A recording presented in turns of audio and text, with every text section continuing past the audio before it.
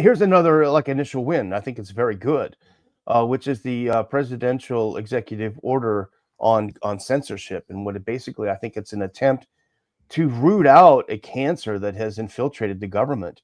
And of course we see it with all these DEI offices, and they're all being vacated. And it's actually, Chris, I was surprised. I mean, it actually is happening. I thought they would resist it, but we saw from the CIA, we saw from NASA, we saw from a few other agencies. They leaked the memos from the heads of the agencies saying, listen guys, this is serious. Not only are we shutting down all DEI, but if they try to change the name, you are obligated to report it. So for President Trump to be rooting out a lot of this governmental censorship and censorship by proxy, and that's what we learned from great journalists like Matt Taibbi and others, how they did this with Twitter, censorship by proxy. We even learned from Mark Zuckerberg, although he's hardly the hero that maybe an Elon Musk was for resisting it, but the government was calling him all the time, saying, "Hey, you got to get this guy out. You got to get this guy out." And so this executive order that President Trump has signed is a very good first step, but it is only a first step because, unfortunately, like with cancer, you can zap it over here, you can get this tumor, but when it's already metastasized throughout the body politic, you're going to have to do a more systemic excisation of the problem. So I hope that they stick with it. These guys are not going to go quietly into that good night. There's no question about it. And the other point I just wanted to make, Chris, and this might probably irritate some people, but there is a danger that, okay, now Republicans are very happy now because of the censorship under the Biden administration was severe. And a lot of it was directed toward conservatives. A lot of it was directed toward progressives as well, who weren't on board with foreign policy. Nevertheless, there was a lot of direction toward conservatives, and they're rightly happy that this is an end to censorship and a victory for the First Amendment.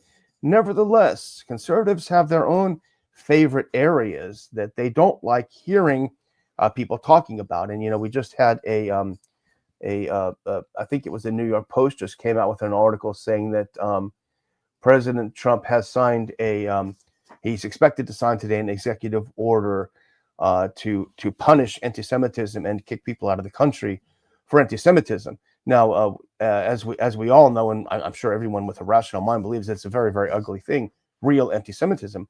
But one of the things that's happened is that they've redefined, and this is the Anti-Semitism Awareness Act, redefined what anti-Semitism is to include criticism of Israel. So you've changed the terms, and then so when someone is critical of Israel, then that person, the state of Israel, not the people, that person could fall into this. So to think about free speech, and this is where I think libertarians with clear heads on understand it better, Chris, is the thing is, being in favor of free speech means that you have to allow free speech that you do not like.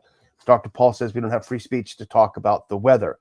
So if you find anti-Semitism and speech of that nature repulsive, well, you have some options. You can certainly block people if you're on X, or you can walk away from a conversation, what have you. But trying to use the power of the state against people who have otherwise committed no crimes other than saying ugly things, that's a dangerous, slippery slope. Republicans need to keep that in mind. And if I could just quickly address one other thing, Chris, because every time I talk about this on X, and maybe I'm just wasting my time, but there will always be commenter after commenter. They're always right wing, and they always say, "Well, the Constitution doesn't apply to non-Americans." Well, of course it does. And as we know from our good friend and board member of the Ron Paul Institute, Judge Napolitano, the Bill of Rights only recognized an existing state of nature, which is through our Creator, we have been granted these rights. And so the Bill of Rights restricted states from interfering with that which was given to us by our Creator. So, of course, it applies to everyone. Everyone in the U.S., everyone anywhere should not be subject to a law in their own nation interfering with this natural law that we've inherited from our Creator. And it's getting a little tiring to hear conservatives keep saying this over and over again. Yes, if someone is a foreigner and they come over here and they start breaking stuff, then you get in jail for breaking stuff. But if you say stuff that's ugly, then you have the same rights as anyone, because the rights weren't granted by government, Chris. They're granted by the Creator, as you well know. That's right. And if anti-Semitism, which is wrong, of course, is expanded to mean that you can't criticize the government of Israel, That's very bad, obviously, because we should be able to criticize. There's no problem with criticizing China or Russia or any other government in the world, and our government participates. It enables, it funds, it gives weapons. So we have to have the ability to criticize that too, if they do that with Israel or anybody else. So yeah, that's a slippery slope. I hope President Trump doesn't go down that road, because that's different than anti-Semitism. You're criticizing our own government. We're citizens. We have to be able to criticize our own government, and if they're in league with another government, we have to be able to criticize that. So let's hope that doesn't happen. The free speech stuff that we're seeing, the executive orders, it's the by proxy that worries me. Even if it's illegal, because politicians break the law. They all swear to the Constitution. They don't follow it. So breaking the law is nothing for them. So it's the by proxy that concerns me. They'll do it secretly, and maybe they don't even have to do it themselves. These private corporations that own the social media, they have their own private interests, and they have global interests. They're not necessarily attached to the United States, even if they're based here. They have their own politics that they favor, their own positions. They have a lot of money on the line.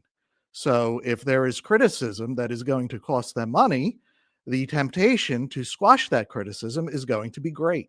And we saw during the Biden administration that they just went hog wild in censoring people.